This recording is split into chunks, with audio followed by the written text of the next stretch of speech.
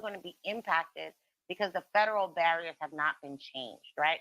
So governors are, with governors, we really want them to expeditiously gardens forward, but we recognize that a lot of that is going to be impacting communities of color. But we really need the federal government to remove the barriers now. If the president understands that cannabis legalization or cannabis regulation or cannabis prohibition has created barriers for people getting access to housing, employment, housing, benefits, and really, and for us, including the conversation of deportation and detention. Let's not only have the conversation of the descheduling of cannabis, but also let's have the conversation of changing the administrative barriers that are impeding people from being full participants in society.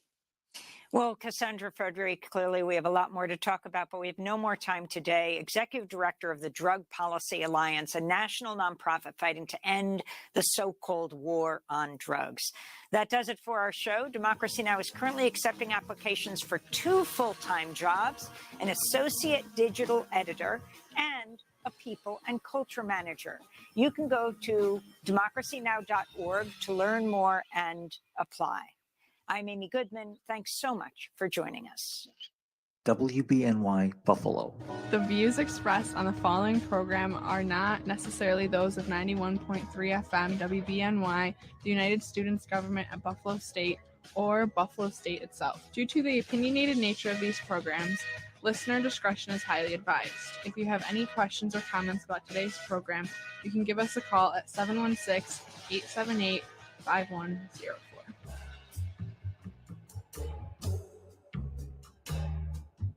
To join Mr. Hare on today's Living for the People, dial 878-5104. That's 716-878-5104. Or go to facebook.com/91.3 WBNY and comment there. That's facebook.com/91.3 WBNY, courtesy ABC. The Supreme Court starts its new term today with Justice Ketanji Brown Jackson on the bench for the first time. She's been very active out of the gate, engaging with the attorneys, actually surprising a lot of people with the amount of questioning, her breadth and command of the issues. And today, Diane, they're hearing a case about how much power the EPA has to regulate wetlands. Tens of millions of acres of wetlands in this country are regulated by the EPA, significant consequences for the environment. Of course, property owners also challenging these regulations.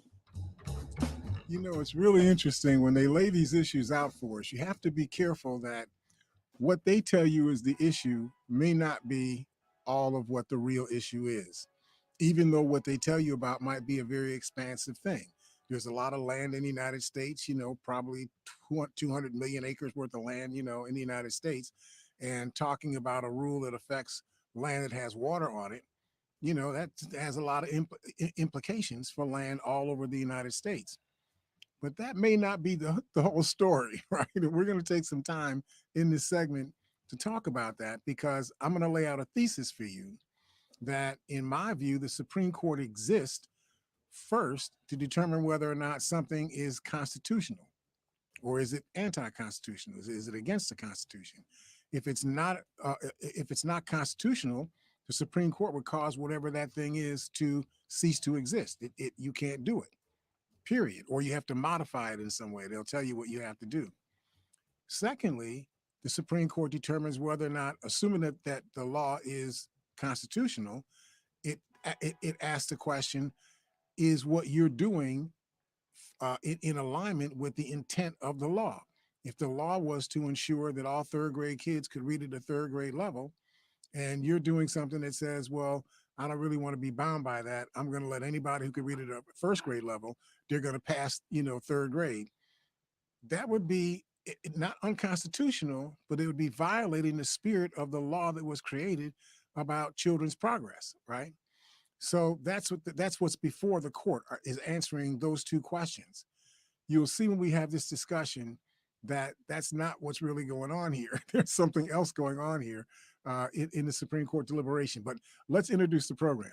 So this is L. Nathan Hare. Welcome you to our broadcast, focused on providing insight into events shaping our national and regional world, and the facts behind those events and policies that are shaping our world for today and for tomorrow. Join us weekly on Mondays, Wednesdays, and Fridays from 9 a.m. to 10 a.m. following Amy Goodman's Democracy Now! Program. And you know, our program is live, so you can call and you can join our discussion. We really hope that you will. Our number here again is 716-878-5104. That's 716-878-5104. And as you all know, I have been given a pass. I don't even have to ask for it anymore. I'm in the 21st century. They didn't bring any 21st century skills with me, though. So I came to the 21st century with 20th century skills. But we have a 21st century master here. We have our producer of our live streaming of the program, Willie H. Welcome, Willie. Welcome, everybody, to Living for the People with L. Nathan Hare. All right. And all those folks that are listening What to about us. our Facebook? Well, we got our Facebook. What about that, sir? Thank you, Facebook viewers. Thank you, our radio viewers. Thank you, our LinkedIn, our Twitter, and our YouTube viewers. Thank you. And those of you that are watching on, say, Facebook, you know, that if you have a question or concern and you're just not into the being online and doing it, you know, ear to ear, you can type in your questions, That's your concerns, or your observations, and we'll respond to as many as we can while we're on the air. You hear us do that, you know, often, you know, on the show. We're also here with our producer, James Braun. Welcome, James. Good morning, Mr. Hare. And as you all know, what we do is look at emerging facts and then try to understand what's causing that particular set of facts to come to the fore so that we can just make some opinion about it. You know, how should we regard, you know, what those facts are seem to be telling us? But we are at least open-minded enough to know that everybody doesn't have the same perspective. If you're sitting on the east of something and I'm sitting on the west of something, we may be looking at the same fact, but we may be perceiving different things. So we really have to listen to everybody's frame of reference and then use that to help everybody consider everybody else's frame of reference so that we have a more reasoned, you know, position that we come to as a community of people. That's what this show, you know, really tries to do. So you heard this discussion that now, of course, the big news is Ketanji Jackson Brown not only is now a Supreme Court justice, but she just started working on her first case as a Supreme Court justice. And it's interesting because you get a chance to hear her line of thought and you get to ask, even though she's in the minority, you know, you got these 6 conservative justices and 3 supposedly progressive justices. I don't think they really shake out exactly that way, at least on the progressive side. The progressives seem to be they're moderate more than they're progressive. You know, they're not really way out there, you know, on the left side of the schedule. But the 6 conservatives do seem to be way out there on the right side of the schedule. So that's what we have going on, you know, in the Supreme Court. But the interesting thing that to me, as I was researching this issue, is that it laid out something that goes on in the Supreme Court that if we weren't looking at this, we wouldn't know, which is that Supreme Court justices often come to a case and they already have an opinion about the case before the case gets to the Supreme Court. They've got an ideological view of the case.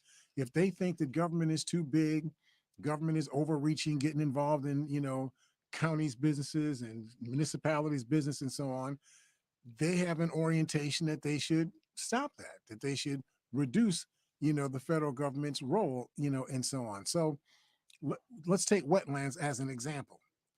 Why is something called a wetland? I'm pretty sure you all figured out that it's called a wetland because it's wet. You know, there's either water on top of the land or there's water underneath the land.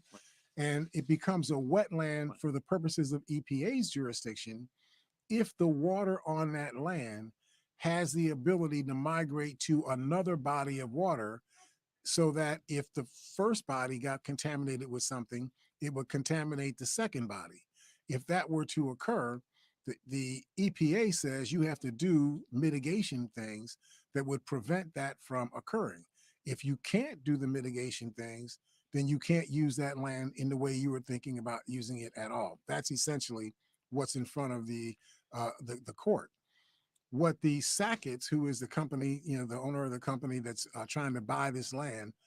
Is it a company, sir, or it's a family? Okay. And so I just call them a company because it's just easier for me to say it, but it's a family that is a family-owned, a business. They want to buy the land because they want to do something, I guess, industrial or whatever on the land. Isn't it just a private house? Now, I don't think it was just a house. I'm not sure exactly what that was. I thought that they were just looking to buy a house. Maybe that was the issue. I didn't see that in the write-up that I had here.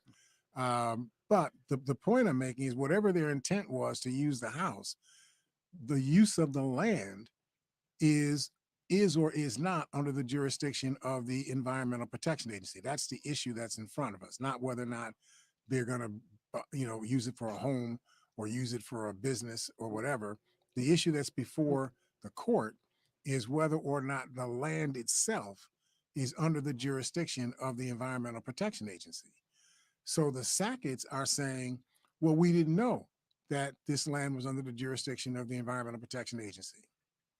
Here's where Ketanji Jackson Brown steps in, because Neil Gorsuch, the one who substituted for Merrick Garland, the eminent Supreme Court justice or justice who is now the Attorney General for the United States, that Merrick Garland, who wasn't good enough to be a Supreme Court justice. Basically McConnell shut down his candidacy. Exactly. Said, you're not good enough. You can't play. We'll wait a year before we appoint another person to be on the Supreme Court. That Neil Gorsuch that got the seat that should have gone to Merrick Garland. That Neil Gorsuch argues that, well, how can you hold the Sacketts accountable for knowing something that they could not have known? I mean, they bought the land and they didn't know that the land was under EPA jurisdiction. So how can you hold them? I mean, they're criminally liable. How can you put that criminal liability on the Sacketts if they take this land and do something in violation of EPA rules? So Ketanji Jackson apparently had listened, for whatever number of hours that Gorsuch was talking, and said, "Excuse me, let's get to something like near the truth." Let me read to you what was said, so I'm not mischaracterizing them. This is Gorsuch had been building the argument that the property owners, I'm using his words now, were bedeviled. Oh my gosh, I'm just bedeviled by the EPA standards under the Clean Water Act. I'm pretty sure that most of us think that the Clean Water Act was a good deal. But if you thought that, you're thinking wrong.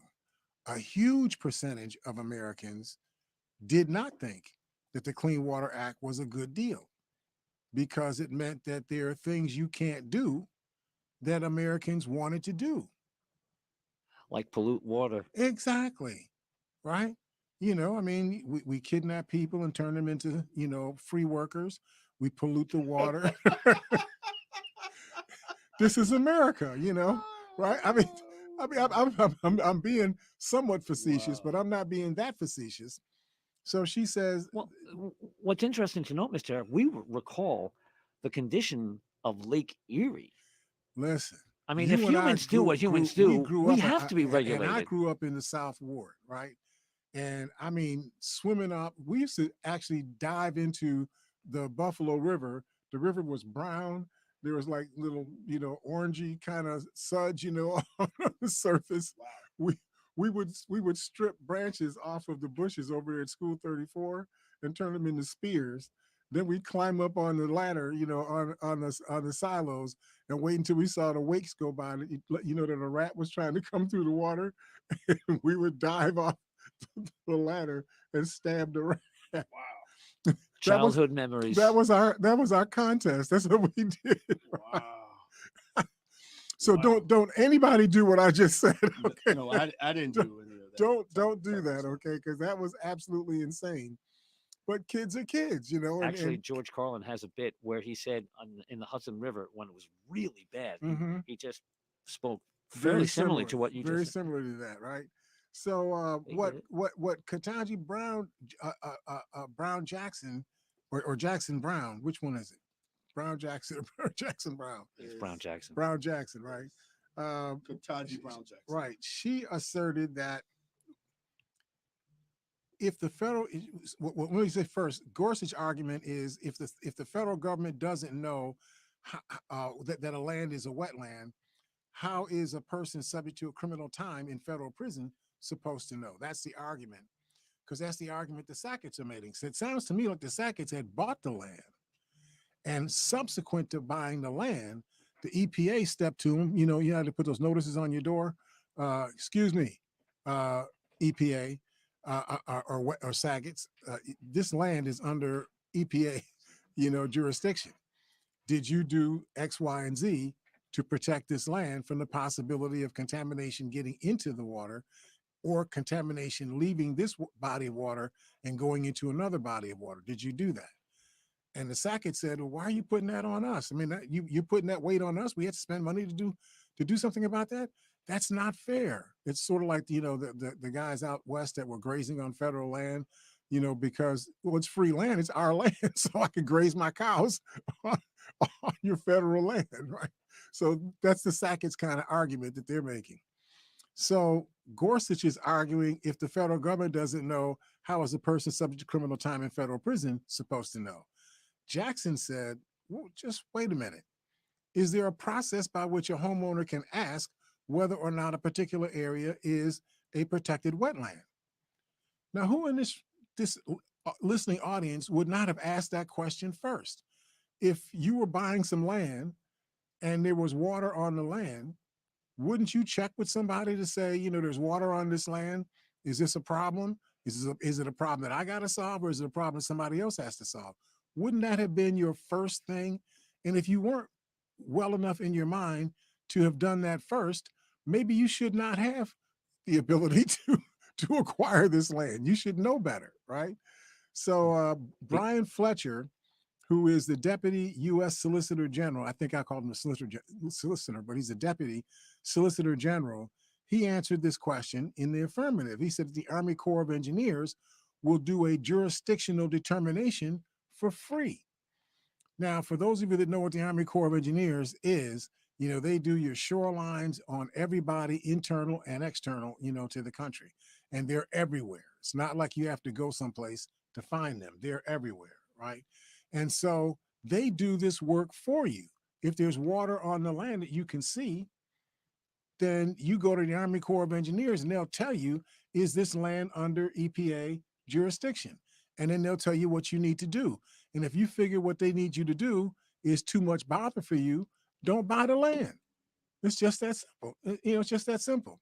The other thing, I'm sorry, Mr. Hare, but normally when people sell and buy houses, they have to retain a lawyer. Exactly. Anybody who's going to buy a house, you got to retain a lawyer. If you don't, you're in for bad times. So you can see how Ketanji, Jackson Brown or Brown Jackson, you can see how she's trying to help, right? So she's trying to do this in a way that she's not disparaging Neil Gorsuch and Brett Kavanaugh and Samuel Alito, because they were all together actually arguing. Damian Schiff is the lawyer for the Sacketts. They were arguing Damian Schiff's argument for him. He didn't even have to talk. They were making the arguments, for him. Now, that's embarrassing. I'm bringing this to your attention because I want you to understand something that I didn't really grasp until I started working through this particular example, which is that what I initially laid out for you as a thesis, that the Supreme Court exists for two primary purposes. The first is to determine whether or not something that somebody is doing is or is not constitutional. If it's unconstitutional, you can't do it, period. Right? I mean, if it's constitutional for you to have a right to vote, and I say to you when you come down to register, you can't register here. You don't have a right to vote. You say, why? And I say, because I say you don't have a right to vote. Now get out of here before I shoot you. If I do that, you go to the Supreme Court. If you get, I know there's like 18 courts you got to go through, but eventually you get to the Supreme Court is going to say to whoever was telling me that I couldn't register, the Supreme Court would tell that person that what you're doing is unconstitutional and you can't say those words. You cannot do what you said you were going to do. So that's their first objective, is to determine whether or not something is constitutional. The second objective is determine whether or not what's being brought before the court is an issue that is that complies with the intent of the law that somebody feels is being violated or is abusive. So just to make that make some sense, let's suppose that the intent of the law was to ensure that everybody's vote was cast in a way that you couldn't possibly know or miss who that person was intended to vote for. In other words, there was no hanging chads, in the first George or the second George Bush's first term election. Go ahead. But we're really talking about water. We're talking about water right now, but I'm trying to give you the example that something in terms of the spirit. Let's take the water as an example, to make it easier for us. At least easier for me.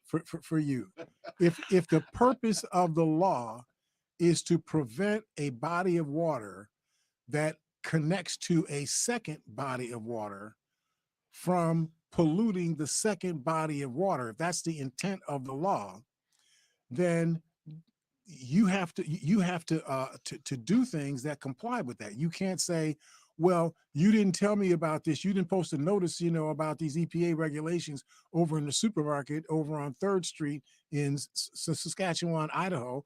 You didn't do that. So therefore, it's legal for me to do something that the law says is illegal. So is Jackson, in fact, saying it's on the Sacketts to find out this information? On the Sacketts. Not only is she saying, is it on the Sacketts, she's saying, why in the world would you be buying a substantial piece of land and not ask somebody, are there any rules, on this land? You can see the water on the land. It's not like it's hiding, right? So go ahead. Question. So, Mr. Hare, when a house or land transaction takes place, is there a law that specifically says that the onus is on the buyer or the seller, or because I really don't know litigation that I'm not sure that there's a buyer beware law over the sale of property, that when you buy a piece of property, it's automatically buyer beware. In other words, whatever the condition the property is in, that's on you. If you bought the land and you didn't know that there was a condition on the land, that's still your problem, right? You can't pass that on to the previous owner. But I don't know if that's true or not. There are circumstances where it appears that is not true. For example, there's a piece of property on East Delavan in Buffalo, down near where that community center is. That used to be the American Axle plant, a Chevrolet plant.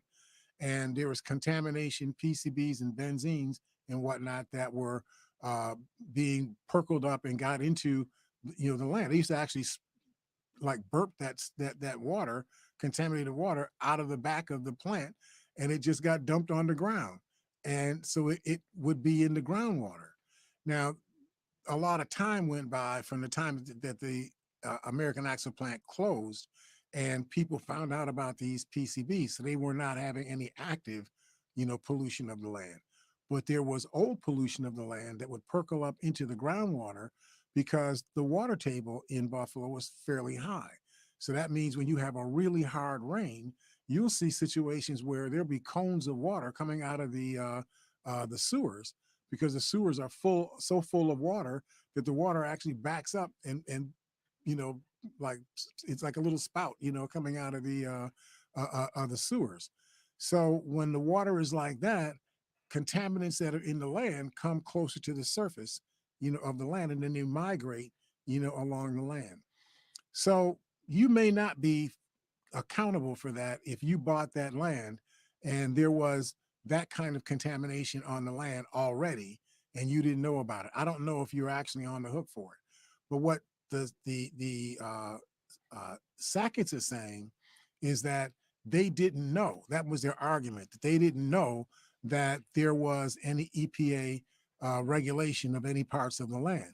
So what Ketanji Jackson said, well, okay, I hear that argument, but could you have known? So Damian Schiff was, well, how could they have known? So that's where Brian Fletcher, who was the deputy U.S. Solicitor General, he said, look, I got that one, Judge Jackson Brown, or Brown Jackson. I got that one. We have a process. All you had to do was call the Corps of Engineers or call the office, the county office that does the title, search for you. They would have sent you to the Corps of Engineers, and the Corps of Engineers would come out to the site for you for free and give you a written report on what could and could not be done according to the Clean Air Act and the Environmental Protection Agency's rules and regulations. They would tell you. So the fact that you didn't do that means you didn't do due diligence on land that you acquired. That's on you. That's you. You did that, right? Right. But what I found most interesting, though, is that you had Neil Gorsuch, you had Brett Kavanaugh, and you had Samuel Alito, 3 Supreme Court justices.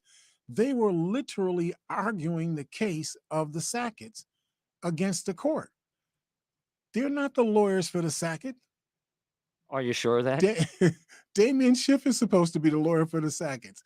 The Supreme Court is supposed to be hearing the argument about A, was what is being argued about constitutional or not, and B, does it comply with the intent of the law that is being talked about, that's being brought before the court. Period. That's what the Supreme Court's, job is. The Supreme Court is not the advocate, for this particular private family, or this private business and so on. They're not their advocate. They're not supposed to be their advocates. In fact, they're supposed to be representing you and me, not representing some individual company and so on. Does that make sense? Yeah. It's just, we would hope that when people buy land, especially a large parcel of land, that they're good stewards of the land. If you know that water is passing through your land, you certainly wouldn't want to pollute it. Well, Jackson had little patience for Damian Schiff's arguments. She says, why is it that your conception of this does not relate in any way to Congress's primary objective? She says, do you dispute that the primary objective of the statute, that's stated in the statute, is that Congress cared about making sure that the chemical, physical, and biological integrity of the nation's water is protected? That's what the intent of the law is. Why would you object to the EPA doing what the EPA was invented to do, that Congress asked the EPA to do? I'm sorry, clean water, do we really need it? That seems to be. I don't think we do. So Schiff, she directed her last point to Damian Schiff, where she summed up the general critique of the right-wing justices, Gorsuch and Kavanaugh. She said, ignoring the spirit of the law in favor of parsing the language of the statutes to include that Congress wasn't specific enough in the text. This is what I want you all to get this. I only got a few minutes, but this is what has become to be referred to as the non-delegation and major questions theory that's being percolated on the Supreme Court today. It increasingly favored in the conservative legal sphere to weaken agencies and their ability to regulate.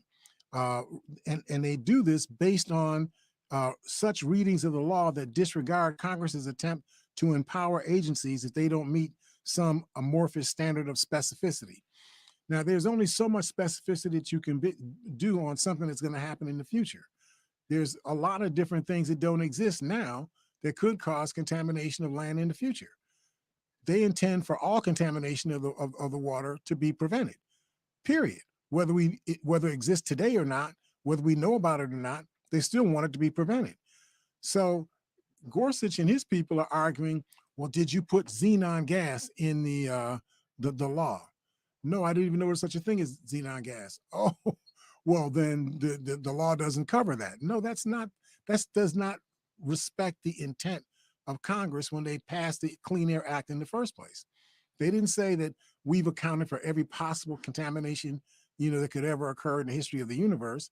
We're saying that anything that shows up that contaminates the water, we want it to not contaminate the water.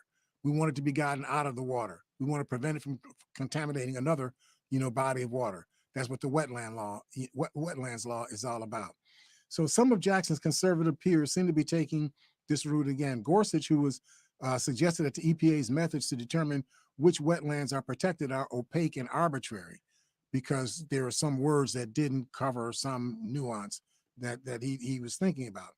He said if they can muster enough votes within the 6-person conservative majority, they're likely to narrow the definition of which wetlands rate federal protection, which EPA warns will leave the EPA, and the waterways that they connect to vulnerable to pollution and contamination.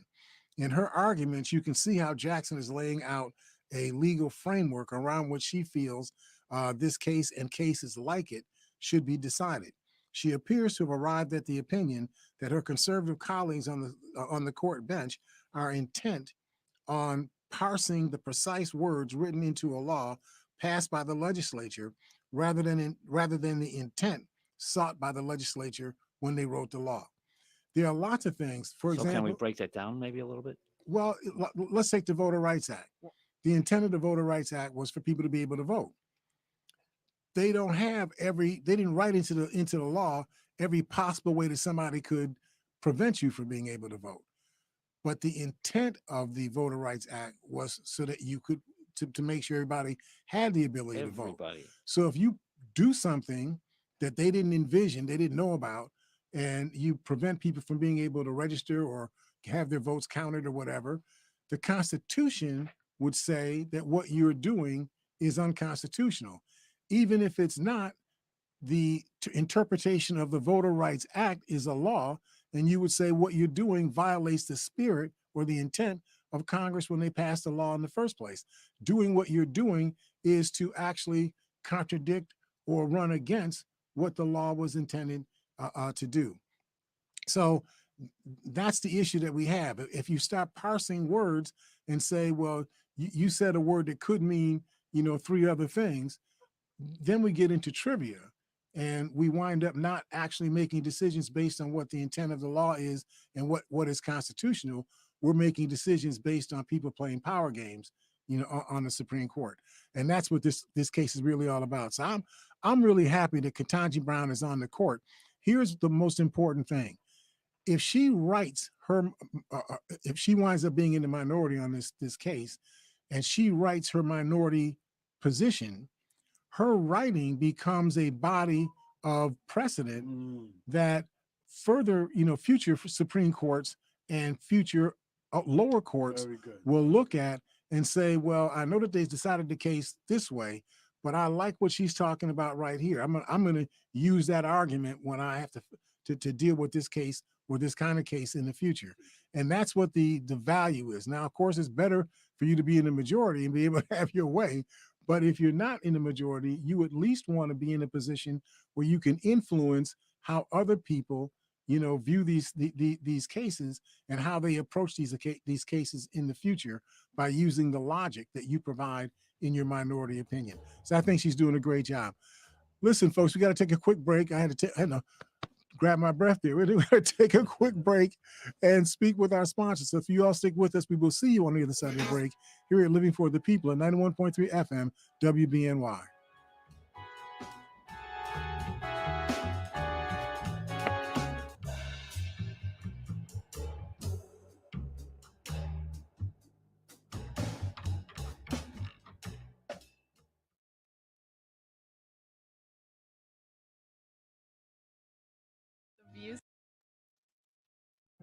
What if one day you went to your secret hiding place and instead of what you came for, you found a phone number, 1-800-662-HELP? What would you do?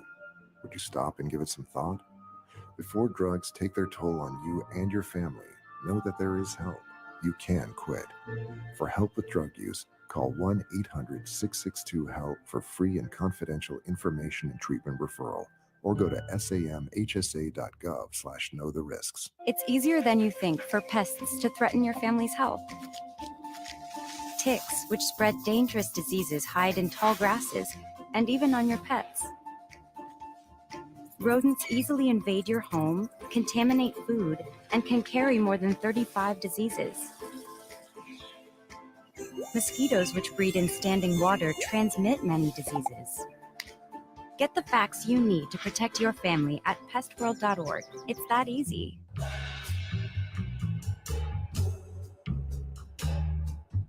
To join Mr. Hare on today's Living for the People, dial 878-5104. That's 716-878-5104. Or go to facebook.com/91.3 WBNY and comment there. That's facebook.com/91.3 WBNY. Courtesy Roland S. Martin Unfiltered. In Georgia, a black federal judge ruled against Fair Fight Action, the voting rights group founded by Georgia Democratic gubernatorial nominee Stacey Abrams.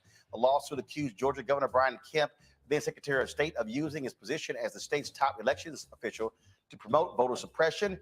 U.S. District Judge Steve Jones, an Obama appointee, ruled in favor of the state. Judge Jones found that Georgia's election practices do not violate voters' constitutional rights. What Roland Martin said is the big story, that all of these new rules that were created in Georgia after the November 2020 presidential election, the election that was the cleanest. I think Chris Krebs was the IT person for the Trump administration, their director for Homeland Security's cyber communications and whatnot. And he said that that was the most secure election in the history of the United States. And what did our cousin do? And our response to that, our cousins in Georgia, Arizona, Wyoming. What about the president? What did he do? Well, even Prez said that election was illegal. But didn't Trump fire him? Oh, he fired Krebs because Krebs had the audacity to say that the election was run quite well. It was the best run election in history of the world. You can't have a person like that talking about the election. Right. That's not right. And then the Georgia, not just Georgia, Arizona, Wisconsin, Pennsylvania, I can't think of the other ones on top of my head. Sidney Powell, they all went to the Supreme Court. But these states began to draft up these laws to change election law. Now, they weren't changing the election law because there was something wrong in the election that needed to be fixed. They were changing the election law because there was something right in the election that led to all the people that wanted to vote actually voting, and that turned into people getting elected who they didn't think should be the ones to get elected. So they said, well, we'll just change the law. So now they changed the law for drop boxes. They changed the law for how early you can in-person vote. They changed the law about mail-in ballot. I mean, you got mail-in ballots. In fact, if I'm not mistaken, Arizona has done mail-in ballots for 4 or 5 decades. And if I'm not mistaken, something like 70 or 80% of the people who vote in Arizona vote by mail. So they're actually changing laws in places to undo things that have 40, 50, 60, 70 years of history, as past practice, where they've had virtually no, fraud, in those states. If they did, it's like 1 or 2 out of 3 or 4 million votes, and so on. It really doesn't make sense unless your goal was not to make the law better. Your goal was to make it easier for you to keep people from voting, or to not count people's votes if they did vote and you didn't want them to vote. That seems to be what is at play here. So that's what Roland Martin is talking about. But I got into this not just for that particular issue. I got into this because we were just talking about that we're learning through Ketanji Jackson Brown's experience, or Brown Jackson's experience on the Supreme Court. What you're learning from that case, this EPA, Clean Air or Clean Water Act case, is that we have justices on the Supreme Court who come to the case already having decided what they want the decision to be. And they're really just using the hearing process to lay out the thesis for why they think something should go the way that they already want it to go. They're not allowing themselves to be convinced, based on the argument of whoever it was that was the plaintiff, in the case, or the defendant, in the case. They're not doing that. They're coming to the case and they're the ones bringing the evidence, themselves. Mr. Hare, I got to ask a question. It may be a stupid question, but are the Supreme Court, are they a extension of the government? Because I always felt like they were. Yes, the Supreme Court is the third branch of government. Okay. So they are the government. They're not just some piece of the government. Okay. They are the government. Well, why didn't it always seem like when you're talking like they're separate from the government? Because they want to keep themselves in an austere kind of a role. Remember that all the other branches of government, they have tens and hundreds of thousands of employees. They got defense employees and they got clean air employees and et cetera, et cetera. The Supreme Court just has the court clerks, and none of them have guns, right? Right? I mean, each justice has their own, clerks. That clerk for that justice. But that's the only staff they have. They don't have, ministries, all over the country. They don't have like offices of the Supreme Court in every municipal jurisdiction around the country. You have to go through a long process to get a case before the Supreme Court in the first place. Mm-hmm. But listen, before I get too far off on that, let me grab this call real quick. Hi, caller, are you there? Where else would I be? I had you on my mind. I said, I know we're talking about something that's going to draw you to the dance, right?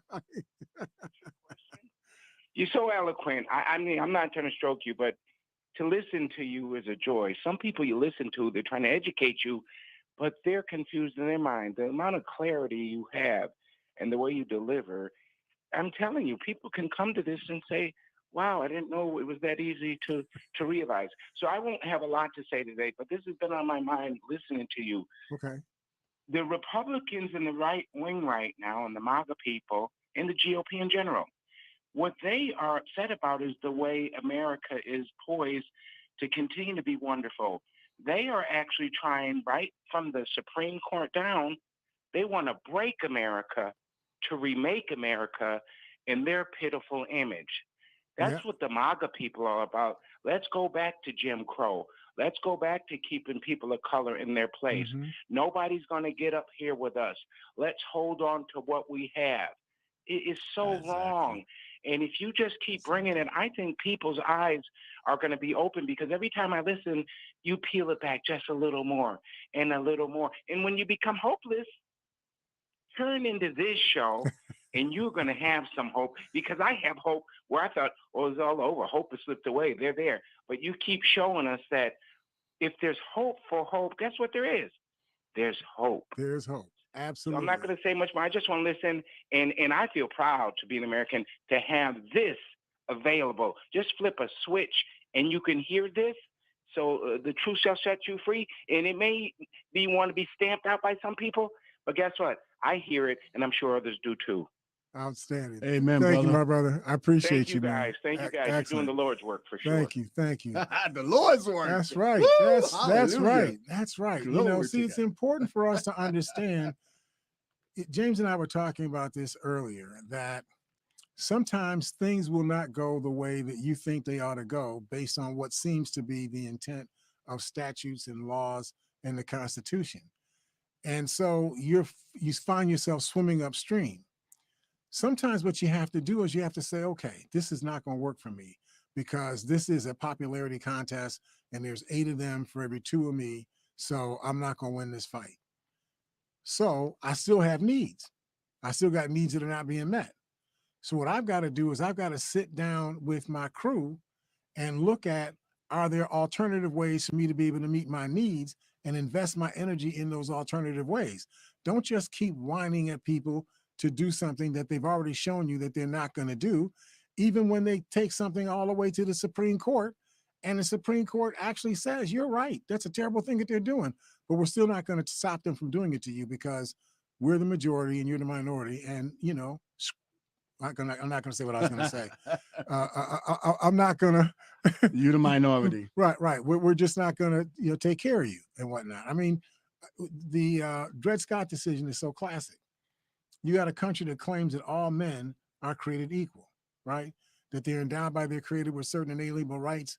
And notice that the word is not inalienable, it's unalienable rights. People always miss that. It says you are endowed with certain unalienable rights, right, among them life, liberty, and the pursuit of happiness. The reason why the un is more important than the in is ineligible implies that something was eligible prior to that point, right? So you're arguing against something that previously existed. Uneligible means that there has never been a time in the existence of the universe that you did not have the right to life, liberty, and the pursuit of happiness. That's not a right that's conferred on you. That's a right that's in you as a person. It's a part of your being. It's in your fingernails, your toes, your knees. It's in your heart. It's in your pulmonary artery. It's in all of you. It's your DNA has in it your right to life, liberty, and the pursuit of happiness, right? Yet this country, for virtually 100 years, engaged in the abomination of that right for millions of people, and did it over and over and over and over and over again, and did it under law, and did it under the Constitution, right? So sometimes you have to accept that what people are doing is wrong, but you're not going to defeat the wrong by just whining about it. That's not going to get it done, especially if it involves whether or not you got food, clothing, shelter, medical care, protection from the rain, protection from the sun. I mean, you got primary things you got to get taken care of, right? So instead of whining, I mean, I don't want to trivialize people's complaints, but instead of just whining about it, you got to really pull yourself back and say, there has to be an alternative way for me to be able to get this need met. Going the way that I'm going is producing nothing. All I'm doing is just banging my head against a wall.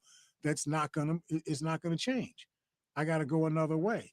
So in the old days, when people left those plantations in 1865, 1866, 67, they went out to places like Greenwood, places like Tulsa, Oklahoma, and they built communities for themselves.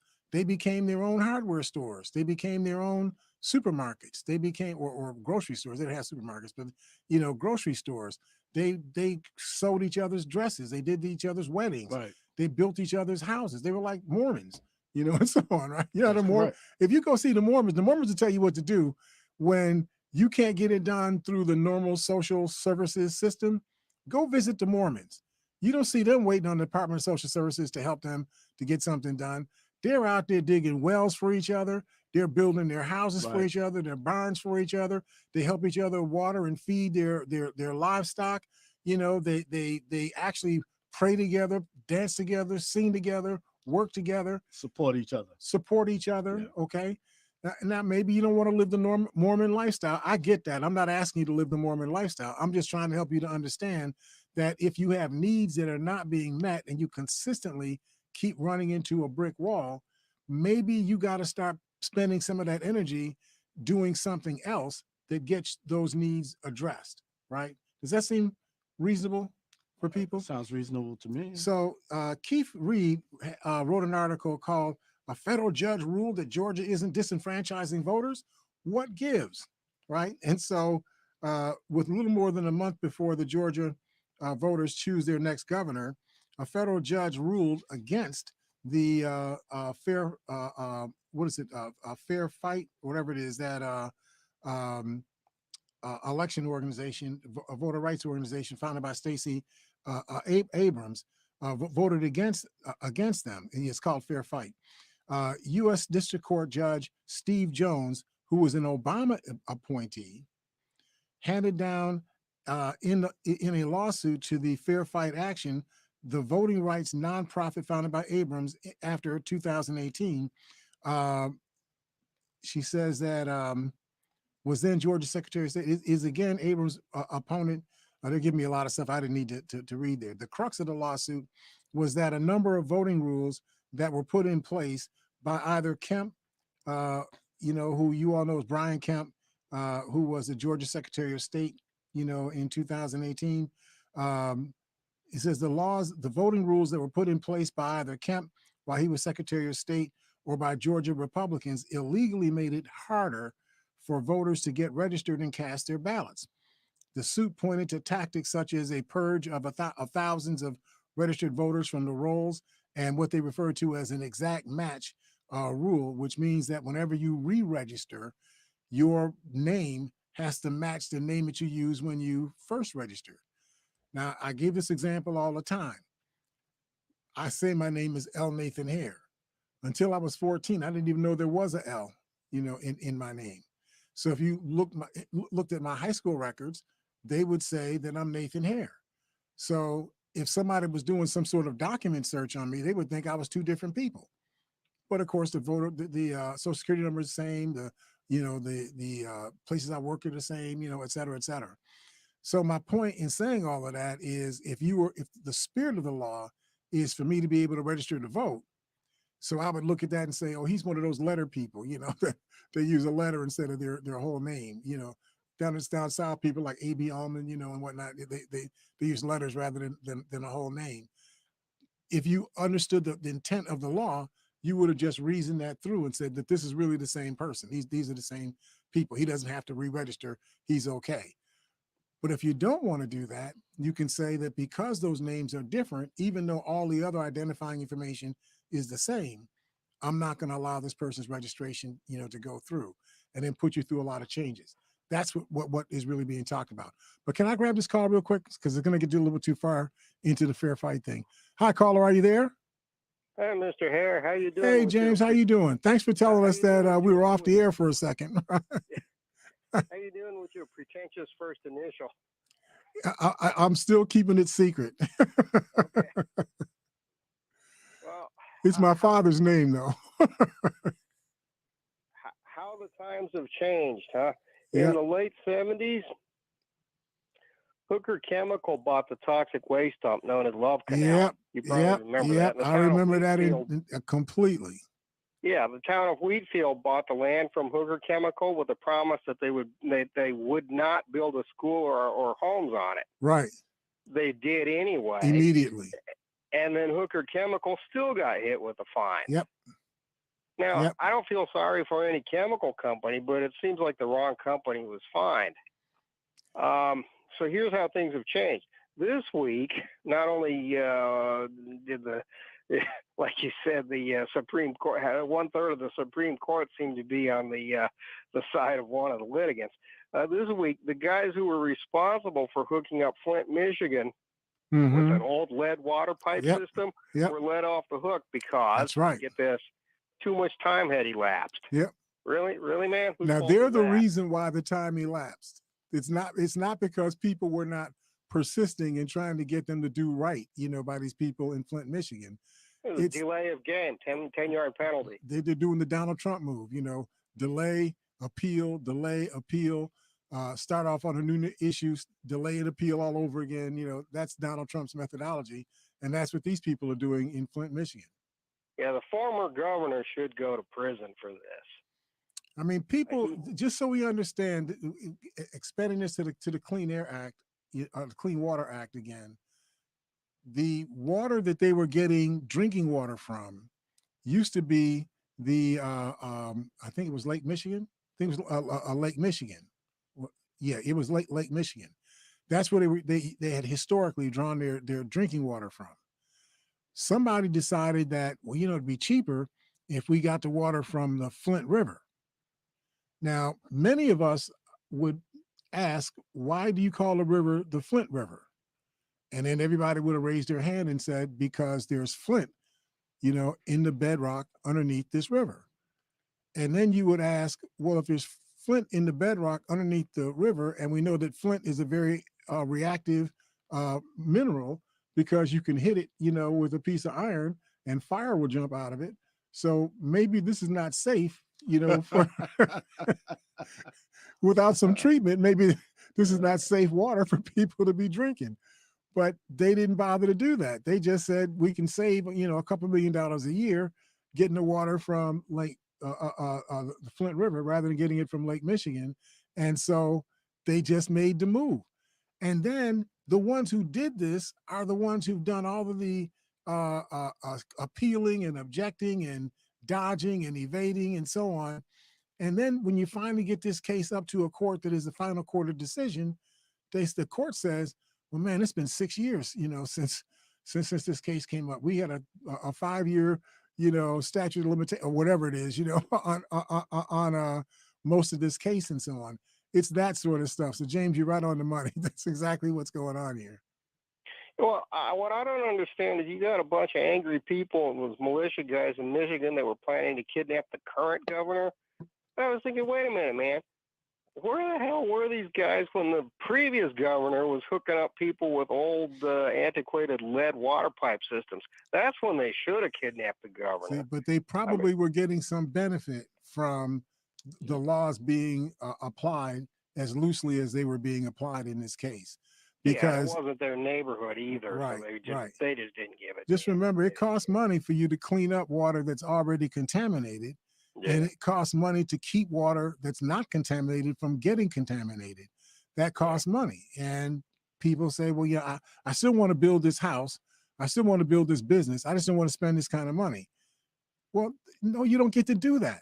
You just don't get to do it. You know, They may get to once the Supreme Court changes reduces the EPA's authority. You know, I see the United States regressing to a time before Clean Air and Clean Water Act, and maybe even before the Voting Rights Act. It's a complete corporate victory.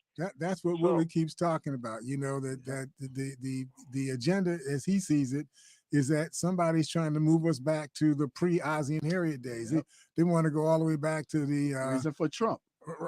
Exactly.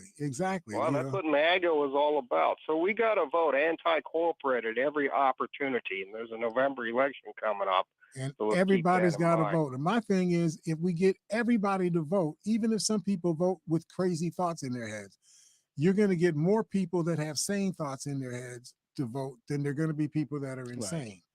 Right. And if you have a lot of sane people that vote, you're going to end up getting better people in your electorate. That's how Raphael Warnock got elected in Georgia in the first place. Ossoff got elected there in the first place. These are what they call red states, you know, intensely, you know, right-wing Republican states.